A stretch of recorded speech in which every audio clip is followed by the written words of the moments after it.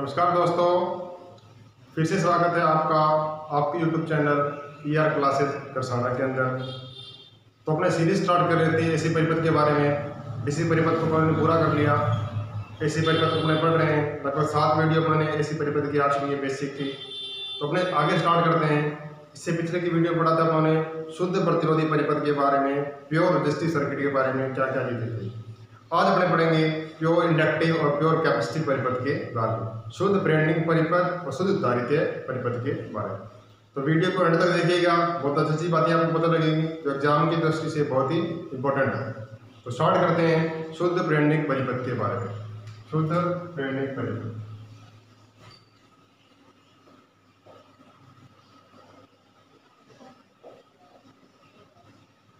अब pure inductive circuit की बात करते हैं। ठीक है, तो प्योर इंडक्टिव सर्किट में क्या होता है, केवल इंडक्टेंस जुड़ा हो, केवल क्या हो, इंडक्टर या चौक कॉइल जुड़ी हो, उसके लिए बात की जाएगी।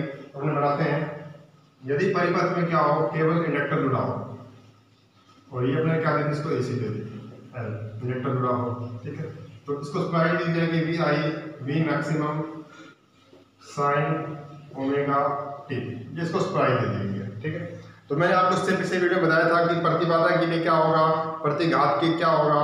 ठीक है, तो देखो प्रतिरोध तो डायरेक्ट ही बाधा पैदा करता है, लेकिन इंडक्टर के लिए बाधा जो काम करता है वो XL काम करता है। इंडक्टर के लिए बाधा का जो काम करता है वो क्या काम करता है, XL। ठीक है, इसे बोलते हैं प्रेरणिक प्रतिघात। X को बोलते हैं प्रतिघात, इसे बोलते हैं प्रेरणिक प्रतिघात। इंडक्टिव रिएक्टेंस, क्या बोलते हैं, इंडक्टिव रिएक्टेंस, इंडक्टिव रिएक्टेंस। और इसका मात्रक होता है ओम। इसका मात्रक क्या होता है, ओम। ठीक है, ध्यान रखें XL के लिए तो XL होगा और C के लिए क्या होगा, XC।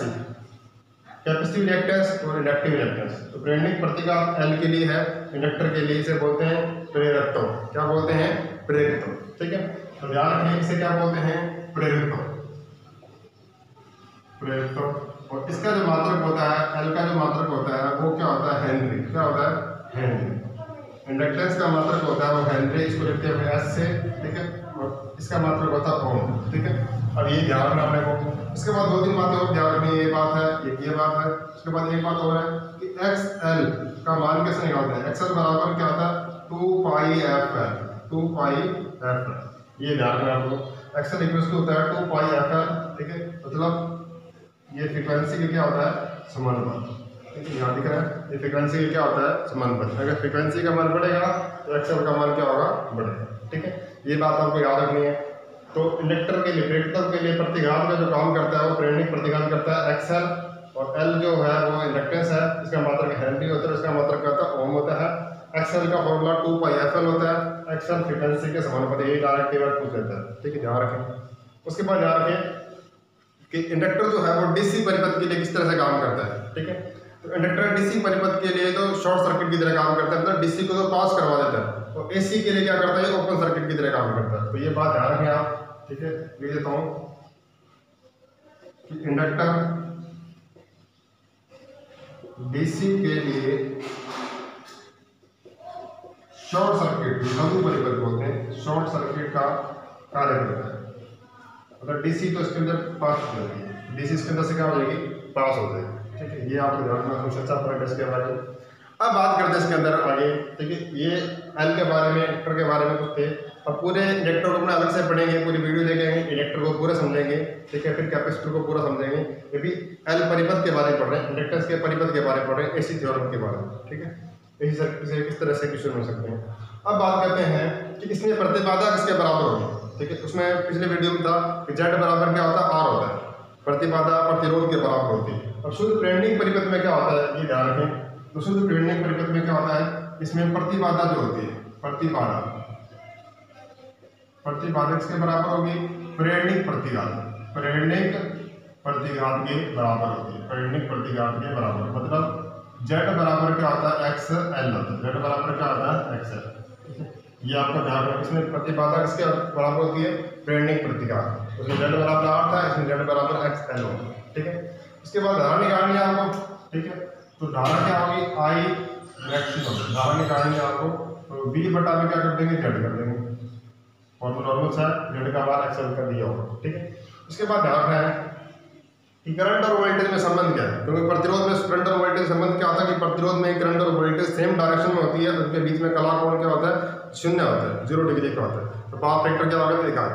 और इसमें हमने देखा था कि इंडक्टर में क्या गुण होता है, इंडक्टर में लैगिंग का गुण होता है। इंडक्टर में क्या होता है, लैगिंग का गुण होता है। ध्यान रखें, प्रेरकत्व में धारा वोल्टेज से 90 डिग्री, अब शुद्ध प्रेरकत्व की बात करें हमने, शुद्ध प्रेरकत्व की, ठीक है, धारा वोल्टेज से 90 डिग्री पक्षगामी होती है, पक्षगामी होती है, मतलब क्या होती है, लैगिंग होती है। क्या होती है, लैगिंग। तो शुद्ध इंडक्टर में क्या होता है, धारा वोल्टेज से 90 डिग्री पक्षगामी होती है। और कहने का मतलब है ये अपने पास क्या थी, वोल्टेज। अब लैगिंग के लिए अपने क्या बना रहे थे, क्लॉकवाइज डायरेक्शन में, तो ये क्या बनेगी, यहाँ बनेगी धारा क्या बनेगी, 90 डिग्री। 90 डिग्री क्या है, पक्षगामी। तो ये एंगल बन गया कि धारा वोल्टेज से 90 डिग्री क्या है, पक्षगामी। डिग्री डायरेक्शन अपने को 90 डिग्री क्लॉकवाइज में, क्लॉकवाइज के लिए मैंने आपको समझाया था, वीडियो में देखिएगा, लैगिंग रीडिंग का वीडियो है, उसमें देखिएगा पक्षगामी अग्रगामी इन फेज राशि आपने किस प्रकार समझी, ठीक है। तो ये इन फेज ये अगर मेरे पास लैगिंग, ठीक है। तो पावर फैक्टर की बात करते हैं इसके अंदर कि थीटा का मान करंट और वोल्टेज में 90 डिग्री का एंगल होगा, करंट और वोल्टेज के बीच 90 डिग्री एंगल दिखाई दे रहा है। तो पावर फैक्टर क्या होगा, पावर फैक्टर, तो cos 90 का मान, cos 90 का मान क्या होता है, 0। तो पावर फैक्टर क्या होता है, 0 होता है। ध्यान रखें, शुद्ध इंडक्टिव परिपथ में पावर फैक्टर क्या होता है, 0 होता है, ये ध्यान रखें। थीटा का मान क्या है, 90 डिग्री, तो करंट और वोल्टेज के बीच में जो होता है तो 90 डिग्री का एंगल होता है, और पावर फैक्टर क्या होता है, 0। ये आपको ध्यान रखना है, ठीक है। उसके बाद ध्यान रखें कि पावर लॉस, ठीक है। और देखो इसमें पावर लॉस केवल प्रतिरोध में होता है, ना तो इंडक्टर में और ना ही कैपेसिटर में पावर लॉस नहीं होता। पावर लॉस भी क्या होता है इसके अंदर, 0 होता है। ये भी ध्यान रखें, इसमें पावर लॉस भी क्या होता है, 0। पावर फैक्टर भी 0 है, पावर लॉस भी क्या होता है, 0 होता है। ये बात ध्यान रखिए आपको।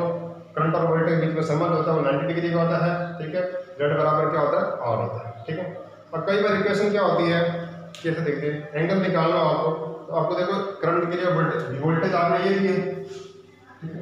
तो वोल्टेज समीकरण तो बोलिए अपने यहाँ लिखते हैं, ठीक है, कि वोल्टेज के लिए वी आई बराबर क्या, we maximum sine omega T होता है। अब धारा के समीकरण क्या, I maximum sine omega T minus 90 degree. अब देखो माइनस क्या दिखा रहा है कि धारा वोल्टेज से क्या है, 90 डिग्री पक्षगामी, ठीक है। तो ये करंट और वोल्टेज की समीकरण है, ताक्षणिक मान की समीकरण शुद्ध प्रेरणिक परिपथ के बारे में, ठीक है। तो आपको प्रेरणिक परिपथ के बारे में इतना ही जानना है एक बार, ठीक है। फिर आगे अपने RL RC अलग से पढ़ेंगे, नेक्टर को तो पूरा जानेंगे। AC परिपथ के बारे में आपको इतनी बातें पता होनी चाहिए कि एक्सेल बराबर क्या होता है, एक्सेल का नाम क्या होता है, इसको मात्रा क्या होता है, ठीक है। इतनी बात ध्यान रखें। प्रतिबाधा बराबर क्या होता है, इसमें धारा वोल्टेज के बीच संबंध क्या होता है, पावर फैक्टर क्या होता है, पावर लॉस क्या होता है। शुद्ध प्रेरणिक परिपथ के बारे में इतना ही सफिशिएंट है जो आपको जानना है। ये समीकरण ध्यान के कई बार डायरेक्ट पूछ लेता है कि ये परिपथ कौन सा होगा, ये धारा वोल्टेज के बीच में कितना एंगल होगा, तो अपने बता सकते हैं 90 डिग्री का एंगल होगा, करंट वोल्टेज से 90 डिग्री क्या होगी, पक्षगामी। ये माइनस क्या दिखा रहा है, करंट वोल्टेज से क्या 90 डिग्री पक्षगामी। तो शुद्ध प्रेरणिक परिपथ में है, तो अपने प्रॉपरली नोट्स तैयार करते रहिएगा, ठीक है। अब पढ़ते हैं शुद्ध कैपेसिटिव परिपथ के बारे में, प्योर कैपेसिटिव सर्किट के बारे में। अगर आपको इंडक्टिव सर्किट याद हो जाता है तो शुद्ध कैपेसिटिव परिपथ भी आपको याद हो जाएगा, ठीक है। तो अपने बात करते हैं शुद्ध कैपेसिटिव परिपथ के बारे में।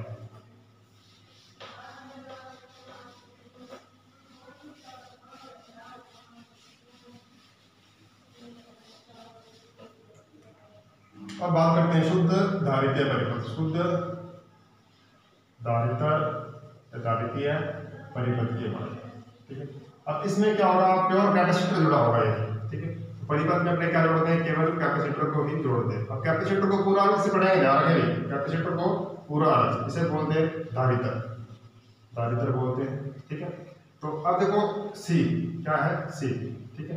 अब इसके लिए जो प्रतिबाधा का जो काम करेगा वो XC करेगा।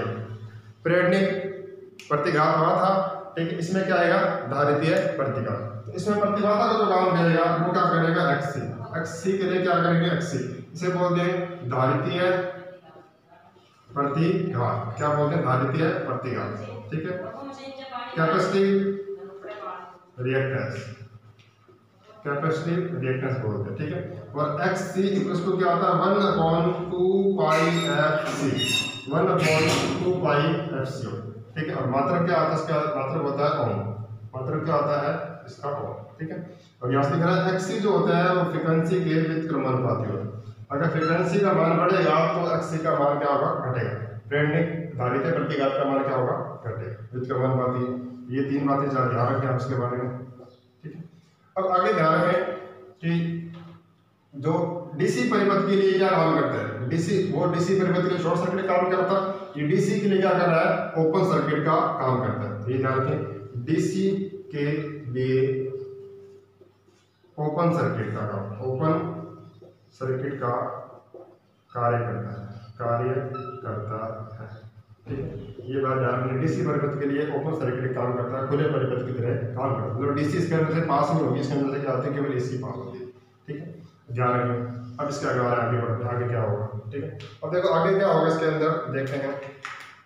इसमें प्रतिबाधा किसके बराबर होगी, इसमें जो प्रतिबाधा होगी, ठीक है, वो क्या होगी, धारितीय प्रतिघात के बराबर, धारितीय प्रतिघात के बराबर होगी। मतलब Z बराबर क्या होगा, XCO, Z बराबर क्या होगा, XCO। ये ध्यान रखें, ठीक है, पहला पॉइंट। दूसरी बात, धारा निकालने तो I बराबर V अपॉन में क्या लगाएंगे अपने, XC लगा लो या चाहिए Z लगा लो, एक ही बात है, ठीक है। और तीसरी बात है इसके अंदर कि करंट और वोल्टेज में संबंध क्या होगा। तो शुद्ध धारितीय